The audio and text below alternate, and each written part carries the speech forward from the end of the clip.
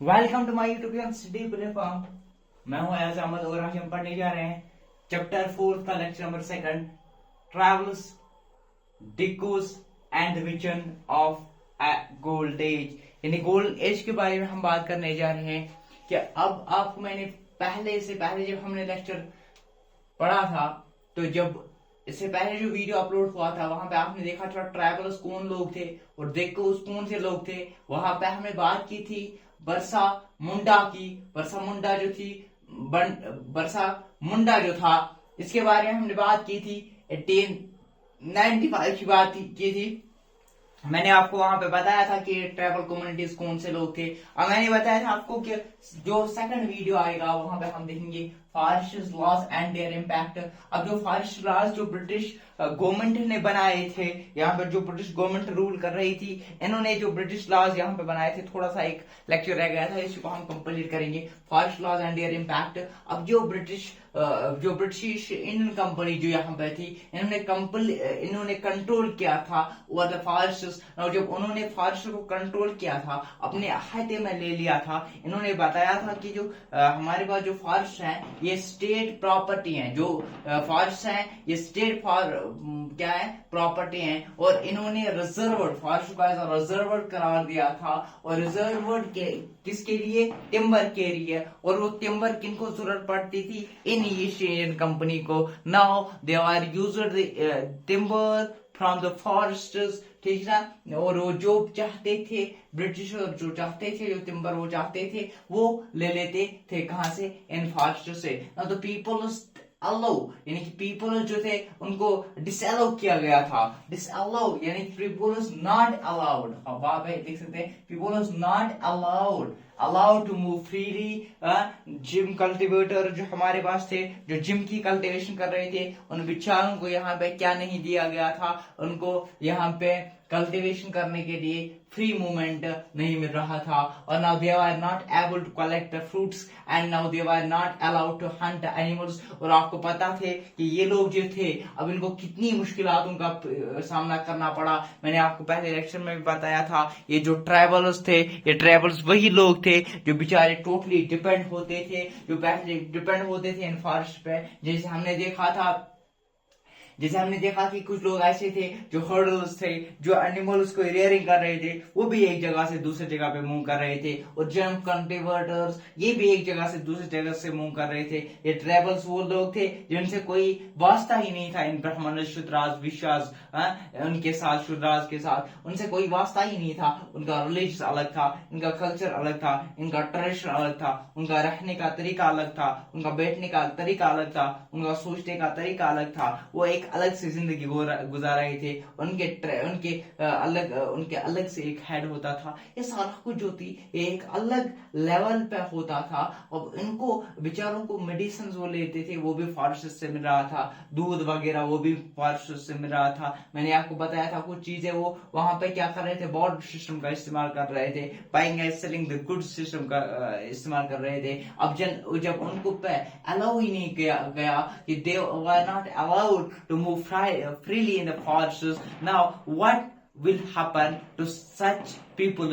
इन लोगों के साथ क्या अब होगा? बेचारों को स्टॉप जब किया गया। Now the company faced another problem when these peoples were stopped to move in the forests freely. जब इनको अब ज्यूम कल्टीवेशन नहीं दी गई, मतलब ये कल्टीवेट करने के लिए जमीन ही नहीं दी गई। अब ब्रिटिशर जो थे वो एक और प्रॉब्लम फेस करने लगे। क्या उनको अब लेबर चाहिए थे जो जंगलों में, क्या उनके लिए ट्री काटे, जो उनको रेलवेज लगेंगे, रेलवेज के लिए जरूरत पड़ेंगे, ठीक है ना, कंपनी के लिए जरूरत पड़ेंगे, उनको ट्री काटने के लिए तो लोग चाहिए। अब वो लोग कहाँ से मिलेंगे? अब आउटसाइडर से तो नहीं आएंगे। क्यों नहीं आएंगे? अगर कोई एक ऐसा बंदा जो फॉर एग्जाम्पल मैं अपनी बात करूं, अगर किसी जंगल में हम जाएंगे तो मतलब पता ही नहीं चलेगा क्या कुछ, मतलब जो हम उनके उसके मुतालिक हमें एक्सपीरियंस ही नहीं है, जब पता ही नहीं है। जो लोग वहां पे रह रहे होंगे तो उनको अच्छी तरह से पता है कौन सी चीज कहाँ पे है। जैसे यहाँ पे कोई आएगा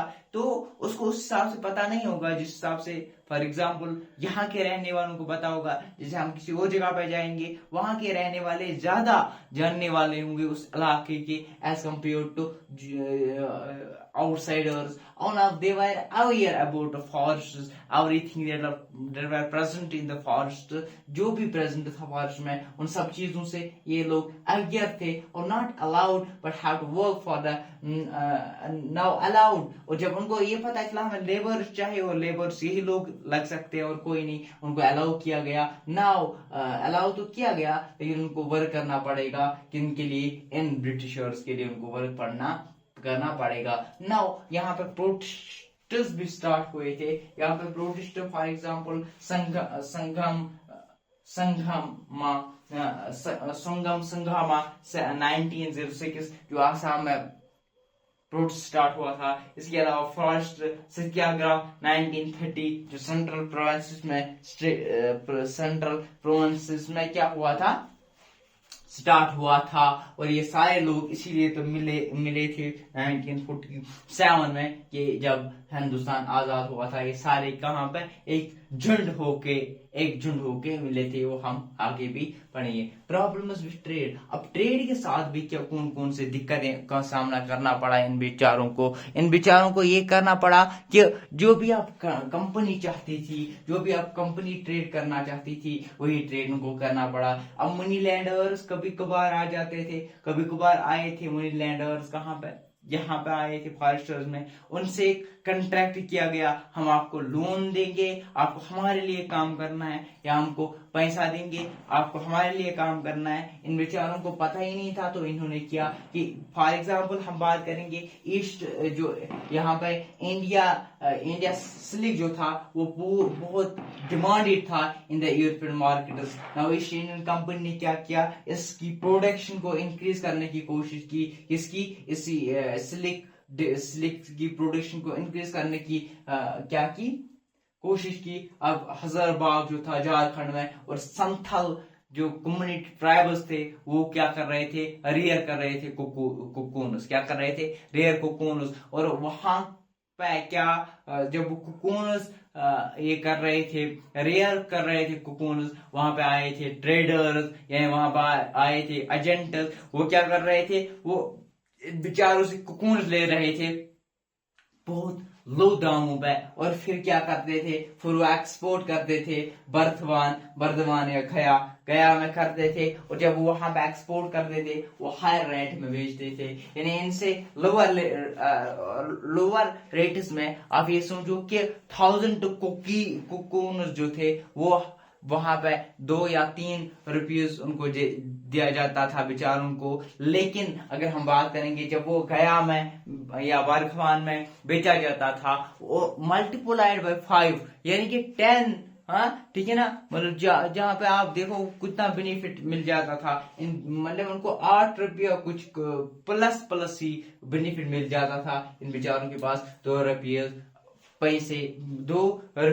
मिल जाते थे. और इतना बेनिफिट किन को मिल रहा था, इन एजेंट्स को मिल रहा था, इन ट्रेडर्स को मिल रहा था. और ये बात इन बेचारों को लास्ट में पता चली और ये इस पर भी क्या करने लगे, बेचारे प्रोटेस्ट ही करेंगे और क्या कर सकते हैं, सर्च फॉर वर्क. नो, यहाँ पे एक ऐसा प्रॉब्लम होगी जब एक ऐसी स्थिति हो रही है, अब इनको डिसअलाउ किया गया, अब इनको यहाँ पे प्रॉब्लम्स हो रही है, अब ये प्रोटेस्ट कर रहे हैं, अब उनको लो वेज मिल रहे हैं, अब उनके लिए वर्क भी जो था वो एक मुश्किल काम था. सर्च फॉर्मूले. Now the tea plantation and mining उस टाइम पे चल रही थी. अगर हम आसाम की बात करेंगे, आसाम की बात करेंगे या झारखंड की बात करेंगे, झारखंड में माइनिंग हो रही थी और टी प्लांटेशन कहाँ पे हो रही थी, आसाम में. लेकिन यहाँ पे भी देखो, यहाँ पे भी एक ऐसा मसला हुआ था, यहाँ पे भी कंडक्टर्स आए थे, यहाँ पे भी इन बेचारों को अपने घर से लेके जा रहे थे और जब उनको अपने घर से बेदखल करके ले रहे थे बेचारों को,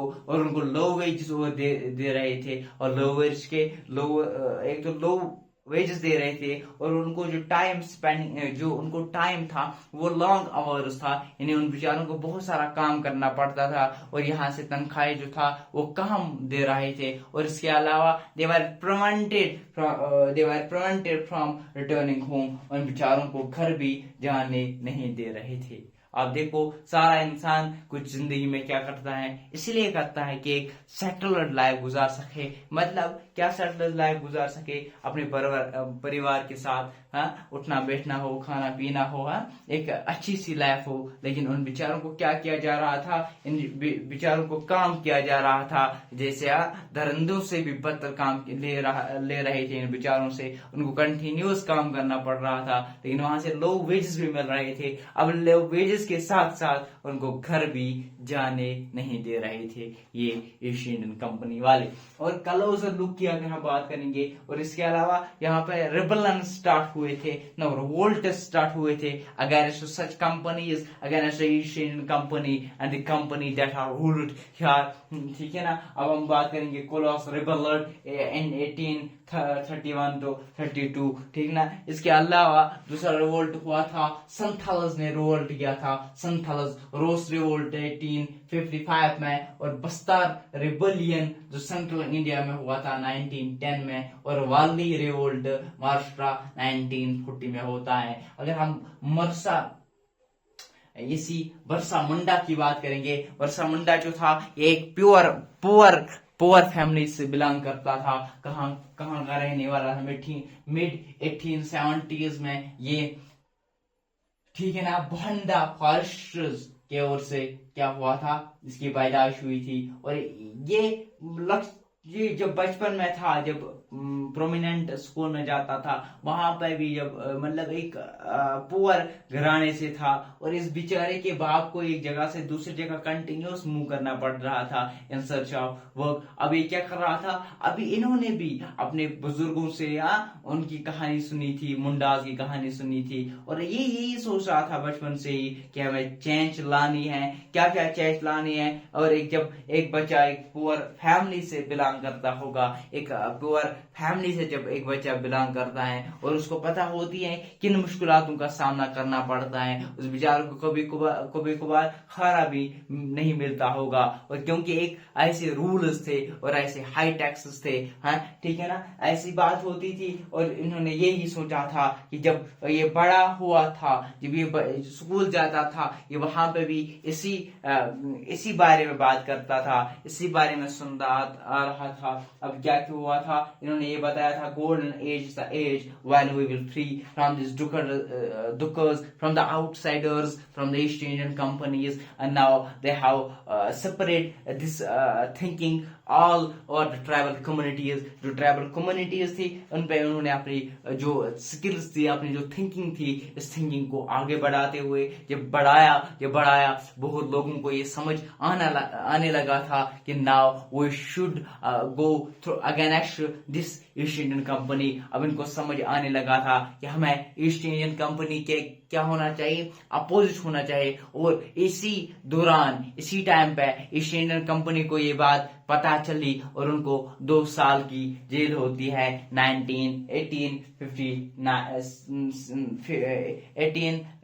1895 से लेकर 1897 में उसको फिर रिहा किया जाता है। Arrested Persha 1895 and jailed for 2 years, and death was 1897। Now जब 1897 में इसको वहां से रिलीज किया जाता है, और बहुत सारे सपोर्टर जो थे उसको वो सपोर्ट करने लगे। अब बहुत सारे लोगों के दिमाग में ये बात आ चुकी थी कि बरसा मुंडा जो हैं वो सही रास्ते पे हैं, और हमें उनके सपोर्ट करना चाहिए।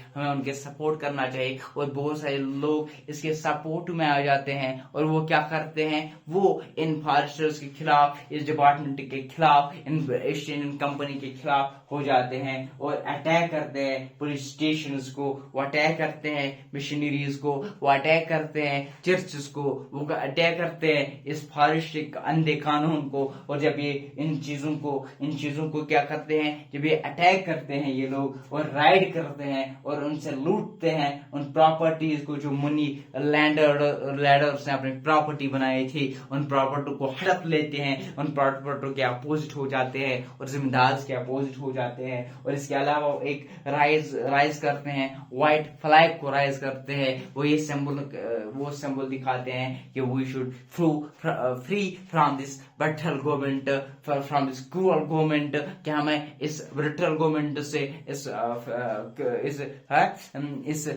रूल से क्या होना चाहिए, मुक्ति मिलनी चाहिए, अलग होनी चाहिए। और लेकिन बदकिस्मती से 1900 में इसकी डेथ होती है और ये मूवमेंट थोड़ा सा कम हो जाता है। और लेकिन ये जाते जाते दो रीजंस, दो बहुत बड़े चीजें हमें बता देते हैं। पहली बात ये थी कि जो ये लोग थे और ईस्ट इंडियन कंपनी को इस हिसाब से लॉ बनाना पड़ेगा कि ये दुखित हम पे भारी ना हो जाए, कि ये ना समझ जाए कि ये हमारी ही लैंड है। उनको ये समझना चाहिए कि लैंड जो है ये ट्रैवलर्स की है और ट्रैवलर्स ही इन पे राज कर सकते हैं। और दूसरी बात जो इन पे बताई गई थी वो ये थी कि travellers able to protest, travellers एक ऐसी ट्रैवलर्स आज भी उस लेवल के हैं कि वो आज भी प्रोटेस्ट कर सकते हैं, वो आज भी against the east Indian company हो सकते हैं। और ये चीजें इन्होंने बता दी थी। तो होप आपको ये लेक्चर पसंद आया होगा, और अगर आया तो अपने फ्रेंड्स के साथ शेयर करें। आज हमने देखा कि forest laws and their impact, क्या फॉरेस्ट लॉज बनाए ईस्ट इंडियन कंपनी और इनके इम्पैक्ट क्या पड़े उन लोगों पे जो इन फॉरेस्ट में रह रहे थे, जो these are the directly totally depend on the foresters, what they did when these laws were adopted by the British government. And इसके अलावा हमने देखा कि प्रॉब्लम्स विद ट्रेड के उस टाइम पे ट्रेड के साथ क्या प्रॉब्लम हुई, और फिर बरसा मुंडा के बारे में हमने कुछ चीजें पढ़ी हैं। ठीक है ना। होप आपको वो लेक्चर पसंद आया होगा, अपने दोस्तों के साथ शेयर करें। मिलते हैं अगले लेक्चर में, तब तक बने रहे हमारे यूट्यूब चैनल के साथ। Study play